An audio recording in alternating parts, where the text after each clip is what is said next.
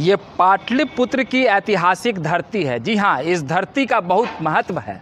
इस धरती ने संपूर्ण क्रांति का नारा दिया था और जेपी आंदोलन ने पूरे देश भर में एक क्रांति की नई रूपरेखा तैयार की थी, जिस आंदोलन से कई बड़े बड़े राजनेता भी निकले थे। बाबू वीर कुंवर सिंह ने भी इसी धरती से ऐसा आंदोलन किया कि अंग्रेजों के पसीने छुड़वा दिए। महात्मा गांधी भी इसी बिहार की धरती से आकर बड़े सत्याग्रह का आगाज़ करते हैं। तो अब इसी बिहार की पाटलिपुत्र की धरती से विपक्षी एकता का आगाज़ 23 जून को होने वाला है। पहले 12 जून को होना था, लेकिन अब इसकी तारीख बढ़ गई और 23 जून को विपक्षी एकता की एक बड़ी बैठक पटना में होने वाली है, जो प्रधानमंत्री नरेंद्र मोदी के विजय रथ को रोकने के लिए रणनीति बनाने के लिए किया जा रहा है। जदयू के राष्ट्रीय अध्यक्ष ललन सिंह और बिहार के deputy CM Tejashwi Prasad Yadav media के सामने आए और उन्होंने कहा कि 23 जून को विपक्षी एकता की एक बड़ी बैठक होने जा रही है। बैठक का डेट इसलिए आगे बढ़ गया था क्योंकि कांग्रेस के पूर्व अध्यक्ष राहुल गांधी इन दिनों विदेश यात्रा पर थे। नीतीश कुमार को, जो इस बैठक के अगुवा हैं और विपक्षी एकता की धुरी बने हुए हैं, उनको ये बात नागवार गुजरी कि इस बैठक में राहुल गांधी क्यों नहीं आएंगे, मल्लिकार्जुन खड़गे क्यों नहीं आएंगे। उसके साथ साथ इसका इफ़ेक्ट ये हुआ कि कई और राजनेता भी यहाँ आने से मना कर रहे थे। दिल्ली के सीएम अरविंद केजरीवाल ने भी मना कर दिया था। तो इस तरीके से अब नीतीश कुमार को लगा कि उनकी सियासत डोलने लगी है और विपक्षी एकता की मुहिम को झटका लगा, इसलिए तुरंत पैकेजिंग किया गया और फिर 23 जून का डेट रख दिया गया।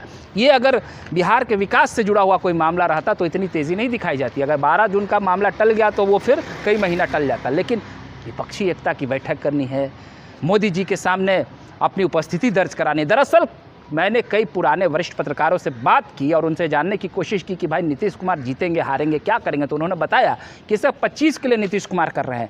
बिहार में इन दिनों विकास तो हो नहीं रहा है, सरकार ठीक से तो चल नहीं रही है, पुल वगैरह गिर जा रहा है। सोचिए, जितना उस पुल को बनाने में पैसा लगा उससे कम में संसद भवन बन गया। तो नीतीश जी कुछ कर नहीं रहे हैं बिहार में। ये मैं नहीं कर रहा हूँ, कुछ वरिष्ठ पत्रकार जो हमारे गुरुजन हैं, मैंने उनसे बात किया, उन्होंने बताया। उन्होंने कहा कि काम तो कुछ हो नहीं रहा है। अब 25 में उन्होंने तेजस्वी यादव को भी जुबान दे दिया था, तो अब कुछ काम तो उनको करना है ना। अब जिस पार्टी, जो 2 पार्टी इसकी धुरी बन रही है, एक पार्टी राजद, जिसको आए दिन चुनावी रणनीतिकार प्रशांत किशोर कहते हैं कि उसको 1 सीट नहीं है और वो चले प्रधानमंत्री बनाने, मैंने उनका निशाना नीतीश कुमार की तरफ है।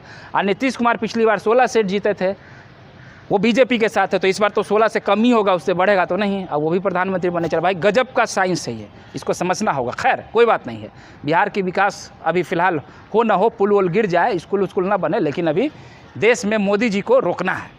तो नीतीश कुमार जी जो ये बैठक कर रहे हैं, अब ज़रा समझिए कि इसका खेल क्या है। ममता बनर्जी बंगाल में कांग्रेस की धूर विरोधी हैं। एक राज्य का अपना समीकरण होता है, तो क्या ममता बनर्जी मान जाएंगी?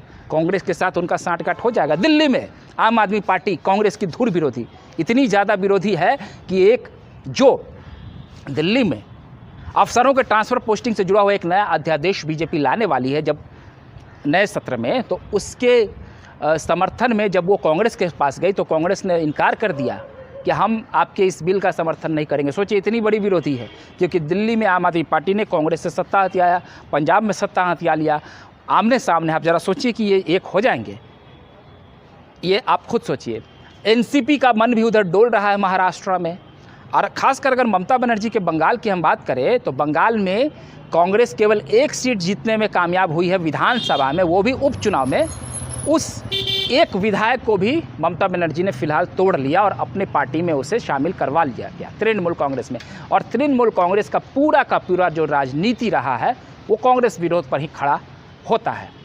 बिहार में भी वही स्थिति है, कांग्रेस को राजद और जदयू तवज्जो नहीं देती है। अब चूँकि राष्ट्रीय स्तर पर गोलबंदी करनी है तो एक समीकरण बन रहा है। वहीं आप देख लीजिए, उड़ीसा के नवीन पटनायक ने सीधे इनकार कर दिया। उन्होंने कहा कोई पॉलिटिकल गप नहीं हुआ है, आए थे मुख्यमंत्री, हमसे मिले और चले गए। आंध्र प्रदेश के जगन मोहन रेड्डी, वो नरेंद्र मोदी के करीबी हैं, उनका तो विपक्ष में कोई मतलब नहीं है। तेलंगाना के सीएम के चंद्रशेखर राव भी नीतीश कुमार से दूरी बनाकर चल रहे हैं, वो भी विपक्षी एकता में शामिल नहीं होना चाहते हैं। उधर यूपी की बात करें तो मायावती ने भी इनकार कर दिया है। तो ऐसे में नीतीश कुमार जी आगे का रण कैसे जीतेंगे ये ज़रा आप समझ लीजिए। और जब कर्नाटक में कांग्रेस की जीत हुई है तो कांग्रेस उत्साहित है, अब वो विपक्षी एकता से कट रही थी। उसे लगता है कि राष्ट्रीय फलक पर अब मुझे किसी क्षेत्रीय पार्टी के नहीं, मैं अपने बूते लड़ूंगा। लेकिन नीतीश कुमार की अपनी एक राजनीति है, एक जोड़ तोड़ है, और वो विपक्षी एकता के अगुवा बन रहे हैं और वो नरेंद्र मोदी के रथ को रोकने के लिए आगे बढ़ रहे हैं। अच्छी बात है कि लोकतंत्र में हर किसी को आज़ादी है कि वो अपने लिए एक ज़मीन तलाश करे। अब मैं आपको बता देना चाहता हूं कि 23 तारीख को जो पटना में विपक्षी दलों की बैठक होने वाली है, उसमें कांग्रेस के राष्ट्रीय अध्यक्ष मल्लिकार्जुन खड़गे और राहुल गांधी ने हामी भर दी है कि वो आएंगे। अब ज़रा हम ये समझेंगे कि इस विपक्षी एकता की बैठक में क्या होगा और इसके क्या नतीजे निकलेंगे। उधर बीजेपी ने भी कमर कस ली है। बीजेपी ने भी ऐलान कर रखा है कि प्रधानमंत्री नरेंद्र मोदी का बिहार दौरा जल्द होगा। आपको हमारा वीडियो अच्छा लगा हो तो आप हमारे वीडियो को प्यार दे दें। अगली बार फिर हम नए वीडियो के साथ हाजिर रहेंगे, तब तक के लिए आप हमें इजाज़त दीजिए। बहुत बहुत धन्यवाद।